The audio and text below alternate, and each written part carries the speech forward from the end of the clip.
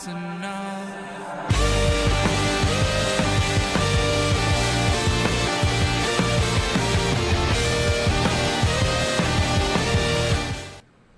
Hey guys, welcome back to the No Holds Barred Network with another episode of Under the Ropes. I'm your host as always, the Queen of the Indies, Tiffany.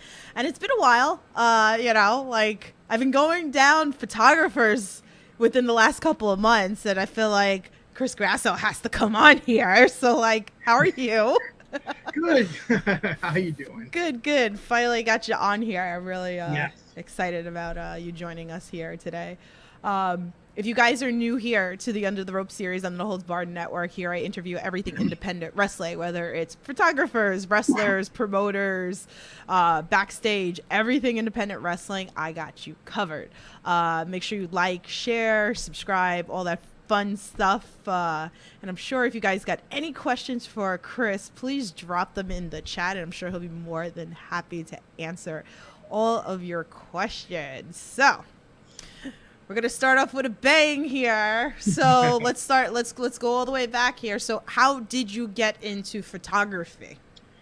So I when I graduated college, I had a degree in communications, it was TV, film, radio, and of course, there's not much out there for that. So I went and worked on independent feature film for a while, for a month, and they basically were like, I was a production assistant, and they said, well, if you want to be in this business, you have to start from the bottom, and you're not going to be able to get paid for about 6 months. Oh wow. Yeah, so now I just graduated, so it's like, okay, well, I just got married, I'm starting all of that. I'm moving forward with my life, so that really wasn't feasible. So I did it for a while, and then I was looking for work, and I found a job working in construction photography. Oh wow. So what that entailed was doing progress photos. If they're working on a bridge or something, you take pictures of it as they're building it. All kind of construction sites, all kind of things in New York City, Philadelphia, and whatnot. They eventually laid me off. Oh no. Yeah. Yeah. Oh no. Yeah. Great. Lack of work. So I did that for about 6 months. Looked for a job again. Found a job as a portrait photographer, doing school pictures and stuff. So that was in 2000, and I worked for a company for 4 years and decided that I wanted to try this on my own. And since 2004, I've been on my own, ever since. So that's kind of how that all started. Oh wow, that's so crazy. It's always interesting because even one of my friends who's a makeup artist, even to hear the stories of what you have to go through before you actually get into the bigger league. So we're gonna go with this. So how did you go over into wrestling, and where did that love of photography and wrestling happen? So it's funny because what was going on? My wife and I were kind of on the outsides with wrestling. We weren't in the independent scene or anything when we first got married or whatnot. But we would watch WCW and all, and we would go to a show occasionally. So as I'm growing my business, 2005, 6, 7. I'm working from 6 a.m. to 6 a.m. to 1 a.m. Just trying to get this thing off the ground. I'm working 2 jobs. So there wasn't really much time to go to shows and whatnot. And I kind of saw some stuff about CZW around the mid 2000s, and it was interesting. I was like, man, this stuff looks so cool. Look what these guys are. They're really taking wrestling, and they're adding all these dangerous implements, even beyond what ECW was doing.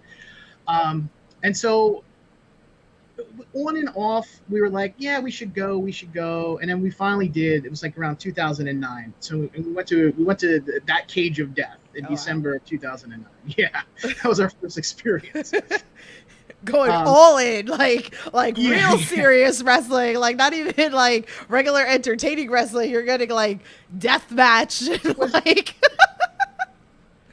so crazy. Well, we had done the we had done the WWE, and we're like in the nosebleed section, like by the roof of the stadium and stuff. So we wanted to we had actually went to 3PW a few times, like in the early 2000s, and we would get front row seats, and had a blast. But once I got so busy trying to build the business up, I just couldn't. But once we went to that show, we were like hooked. And so we, for a while, I was going to maybe 3 or 4 CZW shows a year, because I was just way too busy, like with personal life and stuff. I had emailed them about like, hey, I'm a photographer. I would like to see if you needed photography help or whatnot, and it never was answered. It wasn't answered for like. Yeah, it was like, but I'm sure they were hit up like by, how many people every day, every week, whatever. So it was like just kind of a passing thing. I had tried for on and off for a couple of years, just hitting them up, just email them, but no response ever. Wow. Yeah. But I think that's just how it is anyway, just in wrestling in general, because I mean, you hear the stories with wrestlers trying to get booked on certain promotions, or like I'll even have conversation with promoters and they'll be like, do you know what like my DMs look like? And I'm like, I don't know. Oh yeah. Oh, I totally understand it. Like I had nothing, there's nothing to show, Right. Oh wow. And then here we are. So like, where was it like your first place that you photographed at a wrestling show? Well, okay, so what had happened was, so it was 2012 and I was at Tournament of Death. Okay. And so I was in the crowd just shooting. I wasn't really friends on Facebook or very much with like wrestlers, maybe just a few. And I took some pictures. I took some like almost like telephoto lens shots, and I got a really good one of Drake swinging a chair. It was a round one of Rory, and he saw it, and like he hit me up and he said, "Are you a professional photographer?" And I'm like, "Well, I am. I'm a school photographer." And I had kind of given up the idea of being a wrestling photographer. I mean, it had been like 3 years. I just kind of enjoyed just going to the shows at the time. Mm-hmm. And he said, well, what would you think about shooting ringside? I'm like, oh, so it was this easy to do this, right? So I was like, yeah, of course. So I guess he talked to DJ. And then Matt Tremont was another one. He saw some pictures I had taken of that tournament. He hit me up as well and said, I like your pictures. Would you be interested in shooting ringside? So it was kind of like this, perfect storm, really. So I was like, yeah, of course. So they kind of sponsored me. And wow. It was, they didn't know me. I didn't know Matt. I didn't know Rory at the time. So my first shoot, there was a Sunday show. I can't remember the name of I think it's a VFW in Maple Shade, New Jersey. And the place never advertised the show. Oh, wow. Yeah. No. Yeah. There was they had like, they had like 6 or 8 matches. There's like 15 people there. Oh, wow. So they had CZW had contacted me and they said, well, we want you to do a test show. If you do a test show here and you don't mess up and get in the way and whatnot, we'll have you come to the regular shows. So I was like, oh, that's fine. Well, there was no fans. There was no camera. There was no nothing. Oh, wow. So it was pretty easy to just take some good shots. It was outdoors. I mean, it was like all the elements of making it super easy for me to not mess up for myself. So, so that was July of 2012 was my first like ringside, shooting. Wow, that's so cool. Let me give some love in the chat over here. Okay, Frankie Picard's in here. He goes, "It's Chris Grasso," and he puts a bunch of fire emojis. He goes, "He's my favorite. Chris Grasso is my hero." And then Nick Papa G's in here. He goes, "Ugh," and Frankie's yelling at him to stop hating. So Yeah, there they are. There they are. I love you guys. You guys are awesome. So that's so cool. So there you're working there, and like, so obviously that like progressed. So that started with like ringside. So where did it start? Where you were actually doing the actual like promo photos for the wrestlers? It took a while. So CZW had Blake there, so he was shooting his own promos, and Lyle at the time was not. He was just doing just ringside. Scott Finkelstein was doing just ringside, and then there was like a smattering of other people. There was Sean Carr, who's No Days Off. He was shooting at the time. Brooke. So it was kind of like it was kind of Blake's gig. And again, I think it was 15 or 16. I was like, hey, when Blake isn't, because Blake was affiliated with like WSU, he was like promoter and whatnot. I was like, well, when he's not there, why let me shoot promos of the roster of CZW's roster, because they needed to update their online and whatnot, and everybody was like complaining about it, and nobody was doing anything about it. So I said, well, let me shoot some promos. I'm a portrait photographer. We'll do basic stuff, solid black, white, whatever, and we can update, the promos. It took a little while to kind of get that rolling, but then that's kind of when it started. Mm-hmm. Was around then. It was about, I guess it was like 2015 or so. Wow, that's so cool. That's funny. I think I got like footage of you guys backstage at H2O in Atlantic City. I came backstage and I was with my camera and I was like filming little, whatever. I was getting promos or like fun little skits, and then you guys were setting up to do promo photos, and I had you, Mouse, and Earl in the background, like setting up to do these promos. And I'm like, okay, this is what goes on in the background that you guys don't see. That's so important. That's why I say like you guys are so important on like so many levels, even for people like podcasts like me.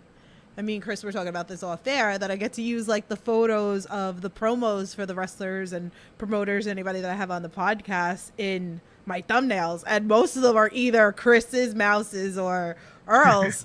Yeah. So like, I can't thank you guys enough for letting me use all that for make these cool thumbnails and layouts. But it's really neat. Like that's so cool. So on average, how many photos are in your camera that you probably take at a show? I would say in an average show between 600 and 1,000. I really don't take a lot of shots because I have a whole like sort of process I have to go through. I try to put about 150 to 200 pictures of every show. So I try to get 20, 25 good pictures that tell the story of the match. Mm-hmm. Per match, per show. And so I don't really take a lot. And I would say promo wise, if everybody takes promos, maybe 300 additional ones. Oh, wow. So I'm not one of those ones that takes like, thousands and thousands and thousands of shots at a show, mm-hmm. Because I have to go through them all. And if 4 shots are the same, to me, that's just a waste of time, Mm-hmm. Mm-hmm. Understood. So I'm trying to get that one and really focus on like a lot of movement. I try to focus on a lot of the sequences of action and things like that. Right. It's really, and then when you go through these pictures, like how long does it take for you to go through and like do any edits that you do to them? Well, I have a super slow process. So what I do is my process is I photograph them on RAW. And then I go through them on RAW and I do some like basic corrections and whatnot. Just go through and see which ones I like. Then I save them to JPEG. Then I edit them on JPEG, clean them up a little bit more, crop and whatnot. So then they're generally ready to go after that second edit. And then usually the third edit is just like to put like my name on it or whatever, right. Which isn't really that time consuming, but an average show takes me about 8 to 12 hours to edit. Wow. It's a lot. It's a lot. It is a lot. That's one question that I didn't even ask the other guys. Like, I was really curious, like, how long, like, this whole... Well, Earl and Mouse mm-hmm. kind of have it streamlined like they're a lot faster, and like they have a better process. I think I do everything kind of the old way of it, and they kind of have, both of them have kind of like nudged me into like doing photography that's not more than 10 years old, because like even my portrait setup is an old school setup. It's really designed for film. It's not designed for digital.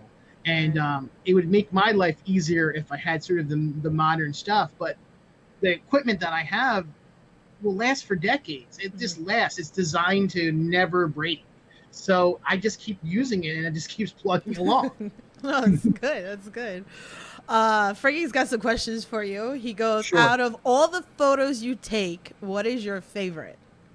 Oh man, I mean, there's so many.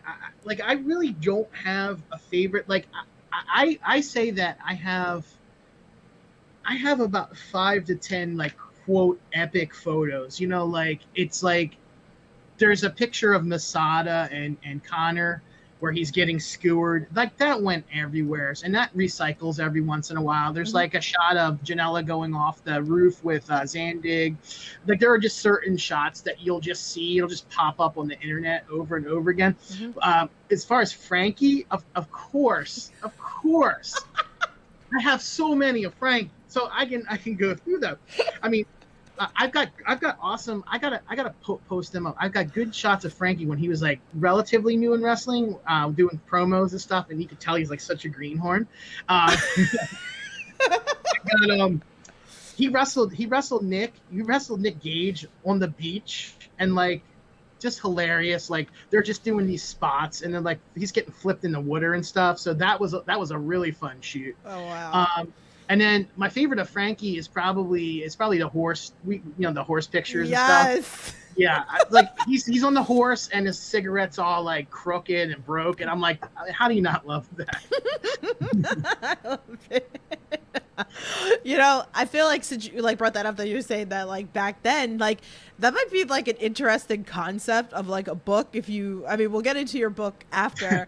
But that might be a cool concept to do a book of a before and current, like when they first started, like one of your first photos of them, like when they first started out, until like where they're evolved to now. Yeah. I think that would be like a really cool like edit book to definitely see. So yeah, for sure. I mean, some of the guys and girls, I mean, I've photographed them 8-9 years now, and so they do change. Yeah. They bulk up. They get they look like little kids, and now they look like big wrestlers now. Yeah, for sure. So that'd be like kind of really cool to see. Frankie's other question was, who is your favorite wrestler you take photos of? Not me and Frankie Picard. Come on, Frankie. I don't have. Again, it's one of those things. So I always go in no matter what. It's like I try to treat everybody that I do promos with the same respect, regardless if they've never stepped in the ring to if they're a 20-year vet or if they've been on WWE. I try to treat everybody with the same respect. We go through posing. I have some stuff in my hat that we can go over, and I try to give them a variety of shots. But again, it's like there's so many now, so many wrestlers I photograph. Yeah. Like it's. I couldn't give you a real answer. Yeah, I mean, I just like doing the process, right. More than like, it's not about the individual. Has there been like that photo that you caught? I'm sure there's a million of them, but let's talk about maybe one that maybe sticks out to you that you caught mid-action wrestling that you're like, holy shit, I caught that and it came out like so good. Like, yeah, for sure. The most recent one would be when Allie kicked Penelope in the face, and I happened to just catch like the impact of her face. Oh wow. And yeah, it was a crazy, I just got it right. I mean, I didn't see it when I took it, but like I showed it to both of them after their match, and I was like, I can't believe I got the shot. And they actually they were like squealing in excitement, Yeah. Like, so I knew that so every once in a while you just get something that is just so better, so beyond what you normally take, and you're just like, whoa, like, Yeah. I can't believe I got that, and it happens. It's really cool, like, even to go, like, even shows that I go to, and to, like, go back and, like, go look at your guys' photos. It's, like, really cool because the gems that, like, come up. I mean, I marked out when you guys, when I sponsored the scramble at H2O with the boys, and one of you, I don't know if it was you or one of you guys caught Austin Luke flying at me. I think it was. And then the other one had like Austin like hugging me, which was like such a cool moment for me. And like I put them up on my Instagram and my socials too. But it's like just like the cool moments. Like, I mean, Bloodsport, like we could talk about like those moments. Like, okay, so let's talk about all those crazy death matches. All right, like real crazy, because I was just talking about this yesterday with April. We were just talking about all these crazy death matches and people thinking that that they're ready to go watch death, but they don't really know like how real death matching wrestling is. You saw the little Nick Gage and Jericho on AEW, but it's nothing compared to what we see like Bloodsport, GCW, CCW, all these, Freedoms, Japan, all that. Yeah. So, and I know we talked about this with Earl a little bit. You guys are all up in this action. Glass, light tubes, barbed wire. Like, you guys get hurt too doing this. So, like, let's talk a little bit about your experiences doing, these crazy deathmatch photos. I've been hurt a few times where I had to go to the hospital once, and I really should have went a second time. The first NGI, I cut my wrist real bad, so it's hard to see, but like I cut it like right there, and it was bleeding so bad. So I'm like freaking out, like I'm like, oh my god. I mean, I'm by my I run back to the backstage, and it's pouring out of me. The blood is pouring out. I'm like, I hit an artery and this and that. So I ran into Danny Havoc, and I'm like, Danny, can you take a look at this? And he takes one look, and he's like, man, it ain't that bad. Now, meanwhile, it's leaking out, like it's just pouring out, and I'm like, oh my god, and so he's like, Matt, come here. So Matt comes in, he looks at it, Matt just laughs and walks away. I'm like, okay, yeah, I'm having deathmatch guys like looking at me, and they're like, oh, what is this guy, pussy or something, right? So it was open. So he had his medical kit. He gave me a few things. We sealed it up, and it kept bleeding, and then it eventually stopped, and I went back to shoot. And then I eventually had to get some stitches for it because it was a mess. But I've cut my forehead here on a tube. It got kicked into my head. We grind our elbows. Like, my elbows are always like grinded up because you'll hit glass or something. Stuff flies. It'll hit me in the legs. Legs start bleeding. Let me think what else. I find glass in my pockets. I find glass in my socks. I mean, it's crazy what goes on in there, It really is. It's nuts, but you almost kind of get used to it, like there's a way you can position yourself to try not to get hit directly with light tubes and whatnot. You got to kind of like work the like if somebody's swinging a tube and you're in front of it, it's going to wind up, debris is going to hit you. So you try to be slightly off on an angle. I use the ring post sometimes to protect me. Glasses hit the camera. Glasses chip the camera. Oh, wow. I had one time, I broke my nose one time. It was a on-point show where it was Cannonball versus, I'm trying to think of them. They're two brothers. They're deathmatch guys. And they did a chair shot.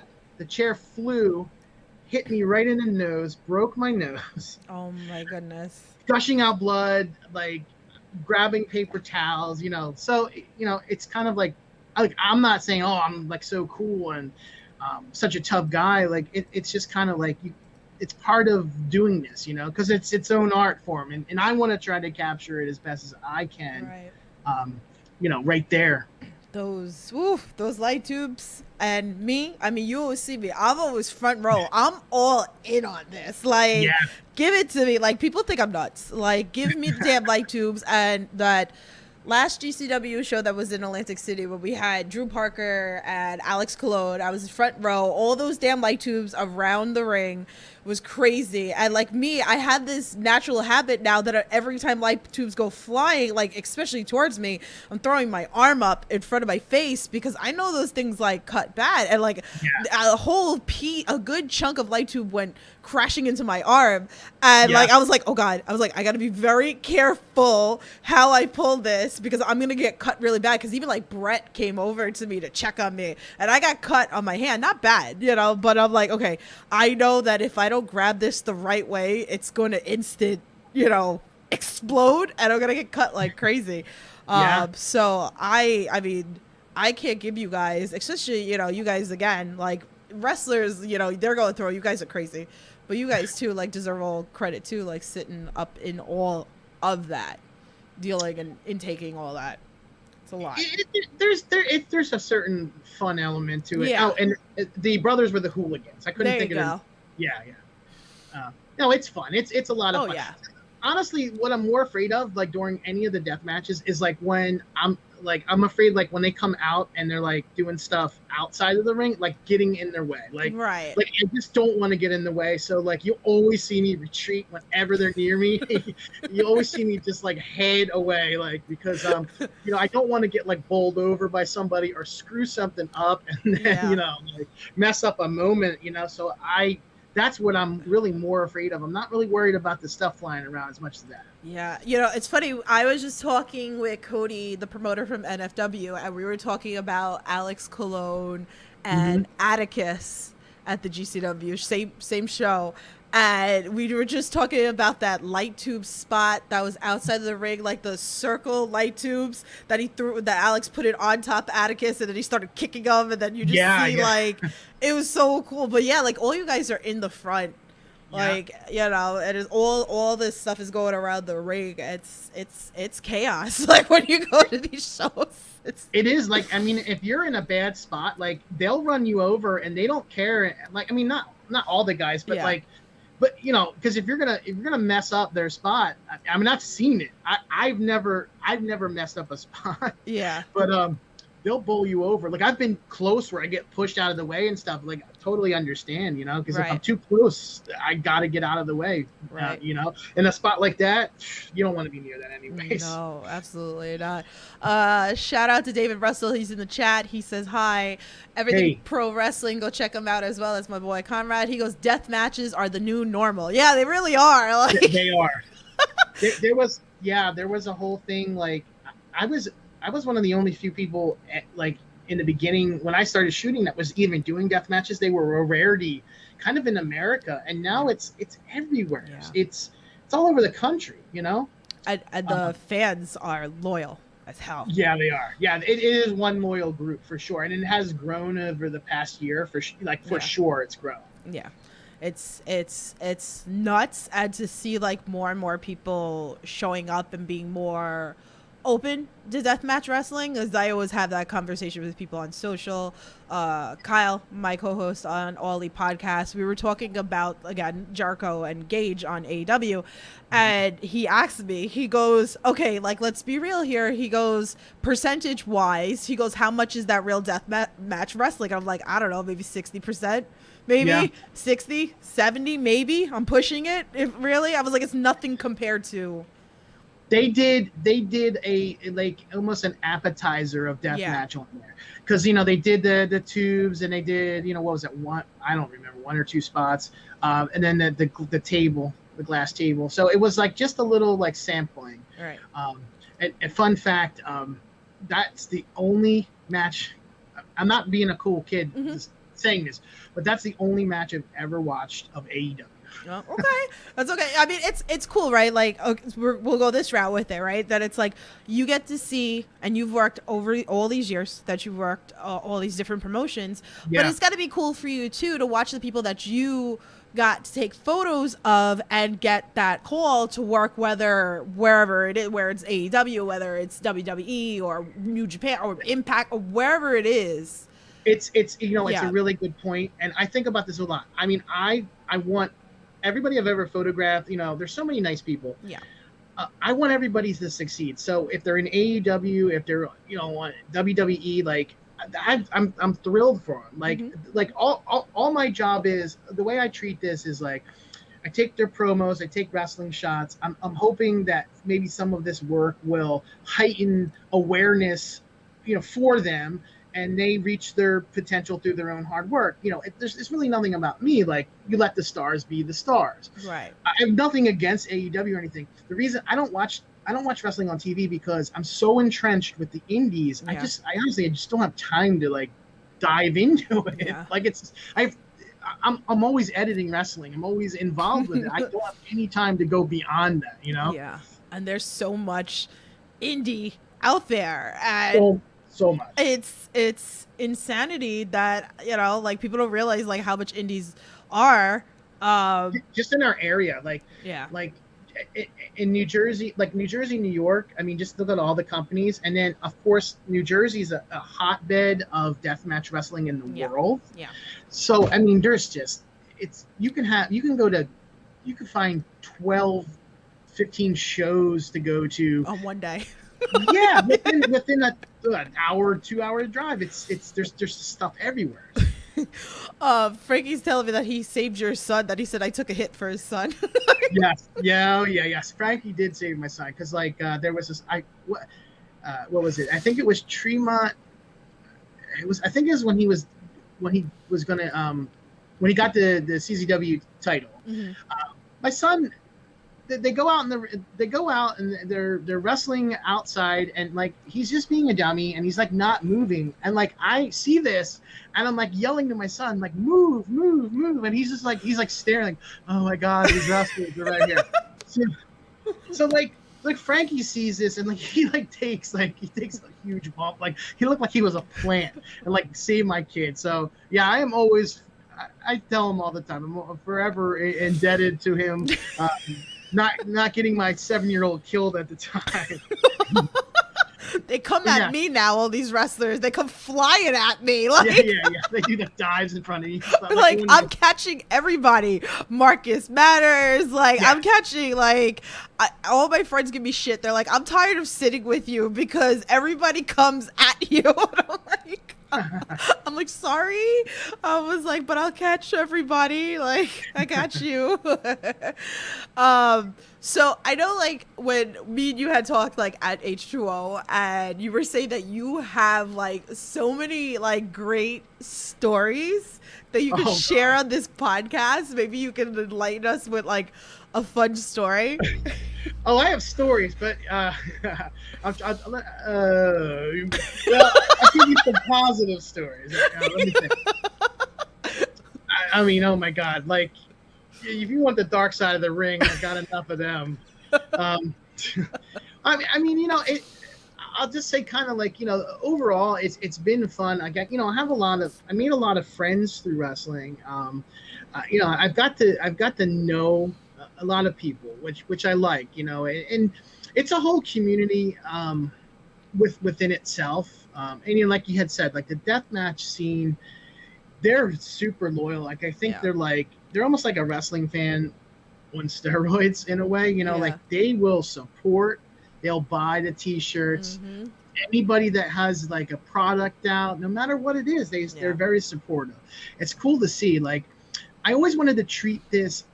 I went into this differently than a lot of.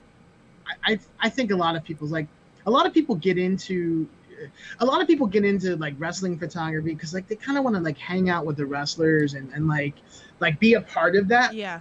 I mean, it's cool and all. I treat this like a long-term body of work that I want to present. So there are certain photographers that I've seen work from the 1980s, the New York subways and the punk scene. And there's certain photographers that I like that covered a large portion of an era, like the punk scene of like the late 70s and like the mid 80s, the subways, and they kept photographing, they kept going back to the same spots and doing this over and over again.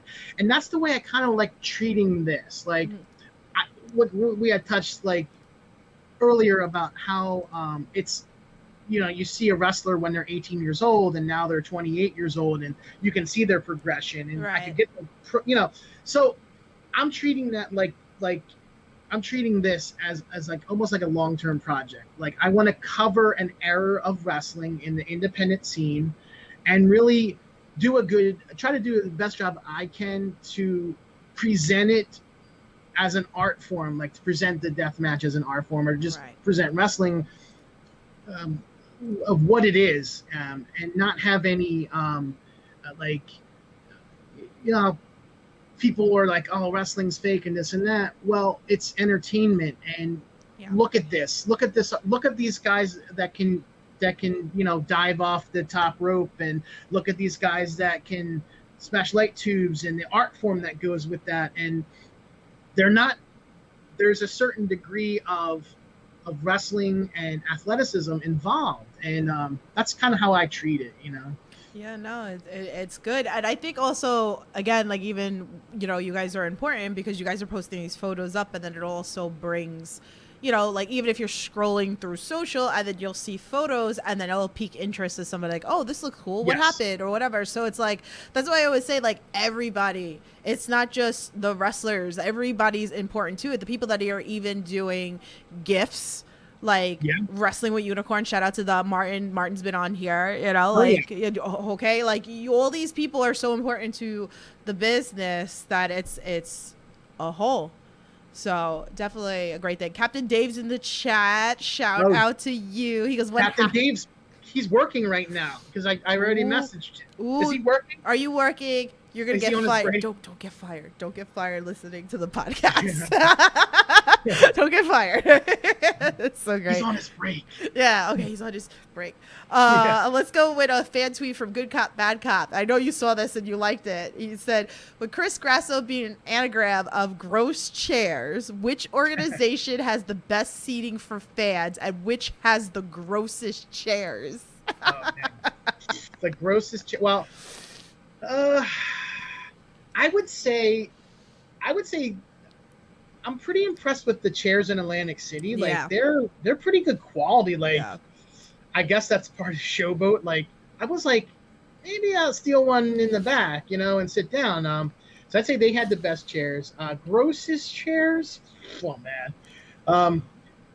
I've been at shows where like it'd be like a gymnasium, and like you can tell like the chairs are like 60 years old and they're just rusting away, and they're like crooked and all of that. And it's like, even this is like pre-COVID, you're just looking at them, you're like, I'm gonna catch something sitting on this.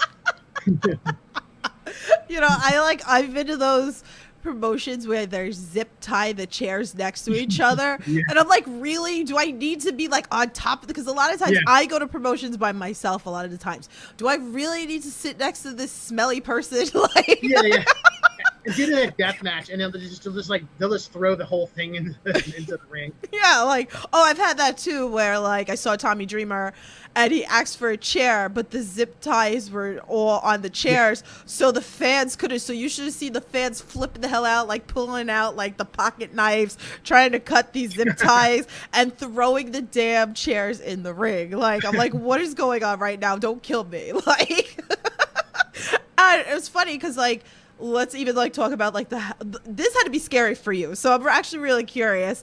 You had the whole thing, and I talked about this with Ellis Taylor yesterday on the podcast, and we talked about Gage, about Cardona, and the explosion that happened. The minute that he won, I ran with April. Like my other friends, Brad, we were sitting with them. Like they were like, "Where the hell did you go?" I ran to Young, Dumb, and Broke because they were in the back, in the corner, and I'm like, you guys are protecting me right now because I'm scared for my life the way that people were acting. So, but you and even a lot of the H2O kids were around the ring, which was kind of scary. So like you didn't get did you get hit? I did. I got uh the thing. So I have video of that as well. So like as soon as Gage lost, I mean it was like this lightning bolt. It was like all at once. Everybody just started to throw stuff into the ring, and it was so spontaneous. I was like, it was really when I kind of like think back about it, you know, what a just it was kind of like an organic moment, but it's so dangerous at the same time. So I mean, when all that stuff's flying around, people are throwing like full water bottles, full beer bottles, and I mean, look, I got shots at Cardona. He's getting hit in the head with water bottles, like full water bottles are exploding on his head. I mean, like crazy. Like that's not called for. I mean, that's like that's really a peak and dickhead. Yeah. I got hit in the chest with a water bottle, like full water bottle, boom, hit me right in the chest. I got hit in the side with beer and stuff. So I mean, nothing like serious. I mean, it hurt, but I mean, it wasn't like a real big deal. But like, I did when I was going through the pictures, I didn't see what I took. Yeah. You know, and then seeing these shots, and like even Gage, like at one point he's on the ground, and I have a shot of him. He's like covering himself because he's getting hit. And if you remember, were you at the Run Ricky Run show? 2020. I feel like I was. God, they're there? All clumped together. All these shows, like. I'm normally really bad with trying to remember certain shows and this and that. Like, but same thing sort of happened at that show at the end. I mean, there was just tons of stuff lying in the ring and full bottles and stuff. But you know that Homecoming, it was way worse. I mean, it was bad. But not fun. You know, empty bottle or crumpled up like paper. Yeah, okay, but like I mean, like streamers are fine. Like I mean, I'm always throwing streamers, so it's like you guys get wrapped in that too, you know. But that's like nothing compared to like that. Like I don't understand why people behave like that. Like, you know, it's almost like the mob mentality. So like if people start throwing stuff, then it's like, well, I'm not going to get caught, so let me throw this. But you know what? I didn't even drink this, so you know, the hell with them. And if I hurt somebody, I won't know about it. And that's kind of like what happens. At the Collective in Tampa, there was a chairs being thrown into the ring at one point, and I mean, like we're getting nailed with chairs. I mean, they were like the plastic stuff, but you know, I'm keeping an eye on stuff like to protect myself, but like somebody that maybe not being paying attention, or a fan, because not all the chairs are even getting to the ring. Yeah. What about if it hits somebody in the back of the head? I mean, these are just like, it's just stupid. Like I personally don't really like that stuff. So, you know, but none of us got hurt, but it could have happened, you know? Yeah. HP just jumped in the chat. Goes, I just got in late. Did you talk about Chris getting light tubed by Claxton at the TOD? Chris is hardcore. Oh, dude, yeah. So like Connor had this whole thing about he wanted to tube me. I have no idea why. So we talked about it, and I was like, okay. And I was like, why don't you bundle me, like two bundle me? And he's like, no, you don't want to do that. Okay. So he's telling me what he wants to do. And so the match with Ricky's happening, and I'm nervous as hell because I'm like, again, like, I don't know what I don't know what this is going to feel like. So, you know, bam, we do the spot. I turn around, he's right there, and he just hits me. Boom, right? Now, we talked about being tubed at a certain point during the match, but we never talked about my reaction to it. So I immediately get hit with the light tube, and I'm like, holy shit, this hurt. And it kind of dazed me for a second because he hit me like in the crown. Oh my God. And I just wasn't expecting the pop, the concussion of the tube breaking is like an impact within itself. And I'm like, I remember having this thought. When he hit me instantly, when I did that, I was like, "There's no way I could be a deathmatch wrestler." Yeah. So I'm dazed. I don't even know really how to react. I don't know how to fall. I don't know how to bump. Nothing, right? So I kind of just do this like shitty flop, and I kind of play dead for a while. I mean, but he legit hurt me. Oh, he says no. he didn't even, he said he didn't swing hard. Well, hard for him and hard for me is relative. You know, I mean, this guy will take like 1,000 tubes at once. You know, like I'm just like some average Joe. So I'm on the ground. I touch my head at one point. I've got a handful of blood. Oh, no. My whole arm is covered in blood. I'm like, holy shit! This is like one tube. I'm like, I'm just like, there's no way I could do this, right? So then, so that was like kind of that spot. But yeah, like, man, you talk about having anxiety because it's like, you know, he had told me he wanted to do this for a long time, and like, you know, it was like 2 months like leading up to this, and he still kind of talks about wanting to tube me like again. Oh, shame.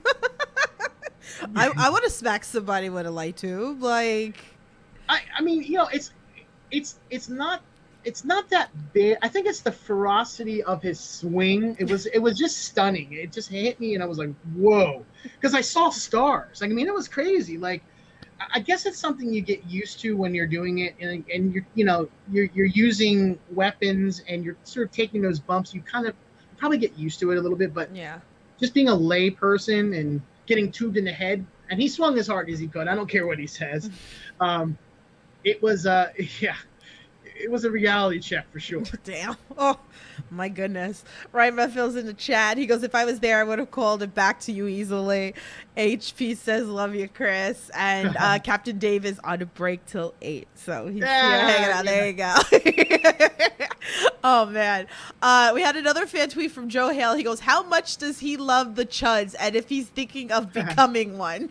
Oh, God. All right. Well, we're keeping this positive. So the one thing I've noticed with a lot of the wrestling, deathmatch wrestling groups, okay, there's like all of these new fans, and I don't know if they're trolling, I don't know if they're just ignorant, I don't know if they just don't understand, but they ask the dumbest questions. I mean, the dumbest shit that you could just Google, and I try not to have an emotional any emotional investment in the internet, but sometimes it's like I've been involved in this so long. When I see something so stupid, it instantly pisses me off, and then I get mad, and I probably shouldn't react, and I react online. I'll be like, don't be a dumbass or whatever. And but it's like, come on, like, I mean, all right. So I'll give you the real brief synopsis. Like, somebody was asking about what's it called? 440 Greg. Okay. They were asking about his handicap. Okay. And I kind of took offense to that. I know Greg, he's such an awesome dude. Yeah. I didn't like the way the question was asked. I thought there was something underlining to it. So I kind of instantly got pissed off about it. And it was something that was like, you could look this up on your own without bringing this attention to a person that is handicapped. Right. When on his profile, it's explained in 2 sentences. Like, why are you bringing attention to this? What, like, so I don't like that stuff. I wish people wouldn't be like trying to gain attention for themselves. So I get mad, and then it becomes a whole thing. So that's what the Chud thing is. Okay. I was like, what is this all about? Yeah, so it's just like, come on, don't be a Chud, and don't be like, like some, like respect people, like do better. Like, that's like, do better, people. Like, come on, like, like don't bring attention to somebody's handicap or something like that when there's no need to. When you can just instantly just find out on your own, like, ask about deathmatch or ask about a person, and if you need a history lesson, I mean, that's different. Yeah. But a lot of the stuff recently with new fans has been kind of like, I think, on the trolling level. Yeah. There's so much negative, and there's so much like positive out there, and it's like it's crazy. This month I've been very quiet online. I think I've only maybe did 7 or 8 tweets like this whole month. Like, I've just tried to stay away because it's just so negative. Like, nobody can just enjoy themselves. Yeah. And that's the thing also too, that like I always say, it's like, whatever wrestling you like, great, enjoy it. Why you gotta criticize other people for not liking it? Like me, like, again, like I talk about this on the podcast, like, I'm not a big WWE fan. That's fine. Right. I grew up on WWF. I watched some WWE. I you know, wasn't my cup of tea anymore. And I like AEW, I like the indies, you know, and that's my cup of tea, you know, where it might not be the cup of tea for somebody else, but I'm not going to go out of my way and bash somebody. Why? Yeah, you know, that's like, the thing. Yeah, see, so there's no need for that. problem. So like for instance, like the new thing now is like this GCW versus ICW, right? So like, you know, I'm friends with Brett and I'm friends with Danny, and you know, ICW is different than what GCW is, and then GCW on the East Coast is different than what it is on the West Coast, and it's like I look at this as, look at the differences, like it's there's so much variety, and H2O is different than those two companies. Like, why do you have to hate everything except for one company when there's so much different variety, and it's, there's all great workers now. You don't have the slash and hack guys, you know, like that you used to, because they couldn't wrestle. Like, every deathmatch guy now knows how to wrestle like really well. And it doesn't even have to be deathmatch. I mean, it could be whatever. Like, I mean, these young guys are 17, 18 years old, and they're just like ridiculous. Like, they're just like so athletic, and they can do all these amazing moves. And I just don't understand, because I cover a lot of different companies within, why there has to be like that. I have to like ICW and I can't like GCW. Like, no, you just should like whatever you like, and that's fine. That's okay. Exactly. Like, do you? So with that, like, here, just so you guys know, if you didn't watch my Wrestling with Positivity, it is on the No Holds Barred network. I got a bunch of wrestlers, fans, parents. I got all these like behind the scenes of conversations, or even like videos that parents have sent me with one of the wrestlers with kids with disability. Like, it was such an amazing piece that I covered with all these people. So definitely go check that. I legit like wanted to cry with even like putting it together. Like, it's the stuff that people should be talking about and not the negative. So if you want something positive, definitely go check that out on the Indie Talk slot.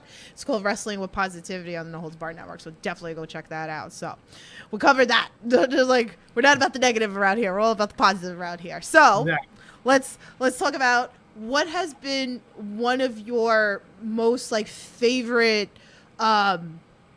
experiences of like yourself that, you know, you've covered, like that moment that you had, you're like, oh my God, like all warm and fuzzy. I mean, I know there's been like, I mean, there's so many moments I can, right when I started shooting JCW, right before it became GCW, like, you know, JCW was just kind of your New Jersey company, like North Jersey company. And, you know, right before it became GCW, there was definitely like a shift. Like, you could tell that there was like an energy. Like, it was fun. Like, they had shows that a lot of people never went to or whatever. You know, they had skate and surf in Asbury Park, you know, and you know, it's like Gacy versus Gage, Gacy versus Janela, and they're doing crazy stuff and running around this whole park. And, you know, not many people really got to see that. You know, that was a lot of fun to cover. And then, of course, like some of the, you know, the Cage of Deaths that I covered, you know, when Matt became champion at CZW, the roof bump that Joey did. I mean, Joey, somebody described him to me one time, and they're like, yeah, Joey, he's like made out of like rubber or something. He just bounces off things. And I mean, for like years, you know, before, you know, he really broke out in the indies, like just seeing him just do this crazy shit, and like there wasn't many fans, you know, and he's diving off of this and diving off of that, and, you know, now he's like a global superstar. But like the roof bump was amazing. And Joey's done tons of like amazing shit where I'm just like, I can't believe I'm photographing this, you know. You know, just this thing, moments like that. It was, you know, a lot of the GZW things that have happened, Bloodsport. You know, Cardona is definitely up there. Like, that was a shock. I really didn't know that was going to happen. The three matches with Matt and Nick, you know, when it was at the old Game Changer World and how, I mean, those were amazing matches to cover. I got to do a little bit of traveling. I went to Chicago a few years ago to cover GCW shows, and they were just like a lot of fun. It's like you're meeting new people, you're meeting first time fans and whatnot that have never experienced this, and like you could tell that they get hooked on it. They're like, oh my god, like we only knew this wrestling on TV, and now we can experience this wrestling, which is just as good. There's just as much energy, right? And I can get, instead of being, up to 500 levels up, I'm in the second row. And I mean, that was kind of my attraction to it when I first started going to shows. So yeah, I mean, and I'm looking forward to next month. There's so much. Atlantic City. Yeah, I'm going to probably shoot all of those shows. It's like a mini collective. One thing is, I think Earl and myself, I don't think there's two wrestling photographers in the world in the past year have shot more wrestling than us. I mean, we're covering GCW, like their whole weekends of just shooting. That's all you do. And it's like, I mean, we covered collectives together. We do all, I mean, it's so much, and it does tire you out after a while. But I get tired, and I'm a fan, like going to these shows, and I'm feeling like I come back home, and I'm like, damn. I'm shot. I'm laid out for the rest of the week. I feel like, so I can only imagine you guys are working, like, and I've only do like some of the little backstage stuff at like H2O and a couple other little promotions, and but you guys are full on in. So I was and I mean, on top of, for me right now, I mean, it's getting better because I'm getting it worked on.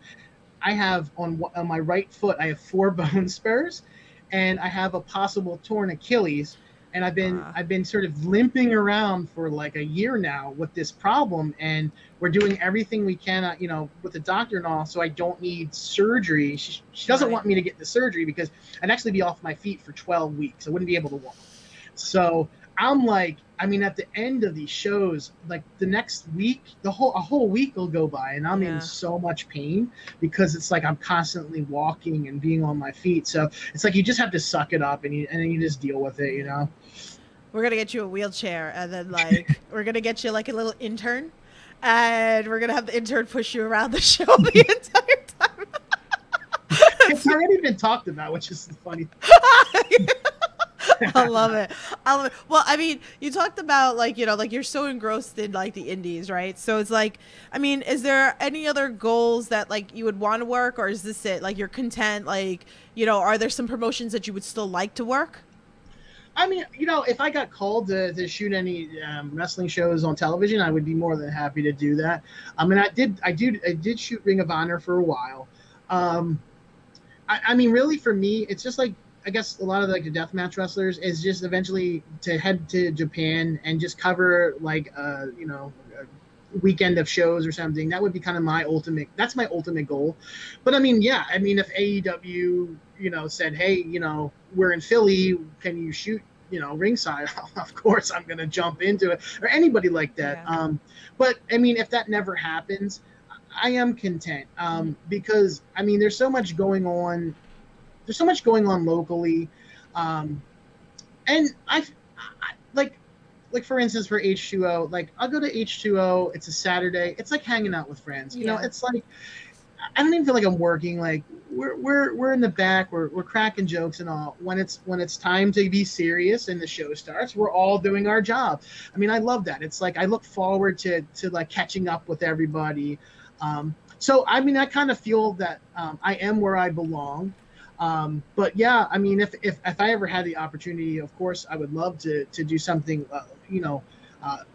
in like, a giant arena or something like that. But I mean, in all honesty, some of the places I'm shooting now, I mean, we're getting there anyways, every time I'm shooting GCW, it's, there's 2,000 people at a show. I mean, it's pretty much, it's viral. It's being covered around the world. So it is that anyways, Yeah. So I pretty much, I'm gonna close out with one question. If you guys have any other questions, you can drop them in the chat for Chris. So, I like to ask always this, like, there are inspiring people that want to get into photography. I know there's a couple of people that always like want to ask, like, what's maybe like a great start off camera, and is there any advice that you would give, like, to get into the business, and any advice, like, to, become a better photographer? Sure. Well, I'll keep this short because I could go on like the technology with photography cameras has really gotten pretty good. I mean, you don't even really have to buy a brand new camera. I was using, up until a month ago, I was using a camera that was 9 years old. It's really, you got to understand the machine. You got to know how to use it to get the most out of it. And if you can do that, you don't need to buy a $3,000 camera. Then the one I have now, the new one I have now, is great. I mean, it is really amazing, low light. I'm a Nikon guy, so my old camera was a 610, which was designed to last forever, and now I have an 850, which is good for low lighting. As far as getting into the business, when I got in about 9 years ago, there wasn't too many wrestling photographers, and I think now we have an overabundance, to be honest with you. Yeah. You have a lot of fans now shooting ringside. Yeah. The cell phones have gotten better. Video has gotten better. So there really is kind of, in a way, less opportunity to be a ringside photographer. But there still is opportunity. I would suggest, if you're getting into it, is to, whatever company you like or whatever. I mean, you gotta know sort of you gotta know who's in charge of that. So, like, if they have ringside photographers, and they're established people, I mean, you're not gonna bounce them out of the position or anything like that. And that's a mistake a lot of the younger ones are making now. We've had Earl and I have had a couple of run-ins this year with newer photographers that just think that they're entitled to shoot ringside at GCW, and we're like, no, you're not. Like, you have to go through sort of like a line of, okay, we have this, and this person. If there's room, maybe, but you can't just think that you're gonna barge in. So I would, again, maybe other photographers have said the same thing. I would try the smaller shows, the shows that aren't getting coverage, and work with them. Build your body of work. Build that you can be trusted. You'll get the work out. You're professional. You're not just trying to hang out with the photographers, which is a newer problem I see. It's like, well, I'm shooting the show, but I really want to hang out with, A, B, and C photographer. Well, you can, but I mean, is that your primary goal? Right. And just build a body of work and try not to step on anybody's toes. I mean, like anything that's an artistic field, there's egos, there's jealousy, there's all of that. You've got to watch all of that stuff. And I try to stay away from a lot of that myself. And I just concentrate on myself. So I get done work when I get done work. I don't rush to get done the work because my process is slow anyways. It'll get done, and when it gets done, it's okay. Maybe somebody got it done faster than me, but okay, they'll get the secondary, they'll get my version. So it's just concentrating on yourself. Once you're consistent, once they know that you're in it for the right reasons, you'll get into places that you want to get into. That's awesome. No, that's great. It's great advice for everybody out there. So great stuff. So definitely keep your look out there, guys. So let's talk about your book that you got. How cool is this? So tell us a little bit about it, because actually I don't think I've seen your book. Yeah, so that book, it's the Theater of Blood. That came out a while ago, 2016. I covered deathmatch and like hardcore for about 2 years. I didn't shoot in the West Coast, but I kind of went up and down the country, and I tried to cover about 2 years worth of events. There's really no, it's just pictures. There's not much of a beginning, middle, and end. It's just kind of a whole bunch of pictures in this book of deathmatch, and I tried to make it the art form that it is, and I tried to cover it with the respect that it deserves. And it came out in October of 16, and even today, like on Amazon, I sell 1 to 2 a week. Like it's pretty much every week. I sell them every time I'm out at a show or something. Like it's crazy. I mean, we're talking about how fans are so supportive. When a new fan sees the book, sometimes they purchase it, and I always, it's an honor. I mean, the book is old now if you think about it. Things have changed like so much. I'm working on a few things. I got a couple of book projects going. It's just trying to finish them and get them out. But I'll have some new stuff out soon. Awesome. Yeah. I have just more like photo oriented, but it'll be like it'll make sense linearly. That'll be like, okay, the times and dates and events. So it won't be all random like that book was. Yeah. That's so cool. It's so neat. Again, like I love going through all like the photos, and I'll go through the photos of your guys' albums that you post up after a show. Like it's just really neat to see those like action shots. Like, and again, like especially the deathmatch ones where you see all the glass like shattering. Like you guys covered some really cool photos that I'm in awe. So so like I thank you guys like for what you guys do. Definitely, you guys are so important to it. So tell everybody where they can follow you and support you and buy your book and all that. Oh, thank you. So on Twitter, at Ringside Guy, pretty easy, Ringside Guy. Instagram is it's an old handle, Nacho Chez, so it's Nacho Chezz. So I put up different pictures on that than I do on Twitter, and then on Facebook, Chris Grasso. Amazon is, if you look up The Theater of Blood, which is the deathmatch book, it usually just comes right up, and you'll see a picture of Matt Tremont, and that is the book. So, yes. It's not listed under wrestling. I put it up before they had genres, like subgenres and all. So you have to like look up The Theater of Blood. It's a Vincent Price movie, and then you'll see the deathmatch book.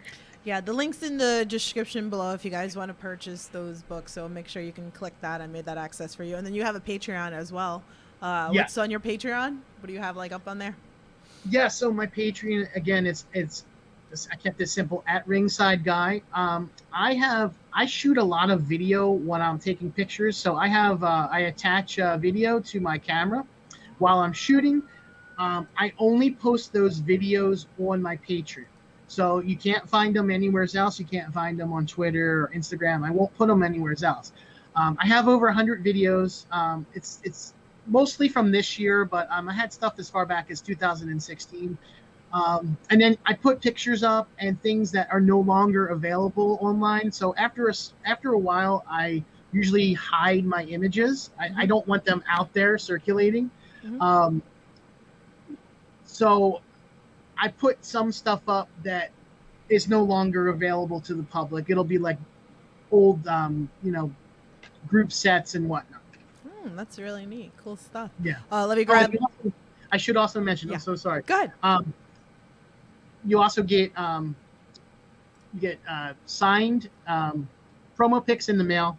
So it'll be like rare stuff. I ask my patrons to tell me which wrestlers they want, and I send them promos of them. I sign it, number it 1 of 1, and then they can get the wrestlers. Oh, how cool is that? That's neat. What a cool treat. So definitely go join the Patreon. That's so awesome. Let me grab this in the chat. Good Cop Bad Cop says, say cheese. What is your favorite type of cheese? Swiss. That's a no-brainer. I love it. He loves the picture, and he said, new book.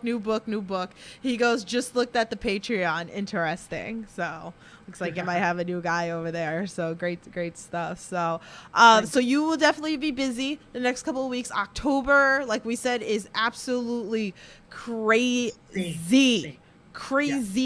So if you guys like, I know you're gonna be at all the GCW shows, like you said, and I know you'll probably be at all the H2O shows coming up. I already know I'll be there. I already booked. I'm waiting for the damn tickets to go up for the Matt versus Onita. Like, I know I'll be backstage, but I still want to be in the front row, and I want to take in all that because like, so I'm hoping that we can get Matt Tremont back on here to do a panel, guys. So definitely make sure, again, you're subscribed. Make sure you're following all the Twitters and all that fun. Make sure you're following me at Loves a Dream 82 as well to keep up all those updates. So if you see Chris at a show, go say hi.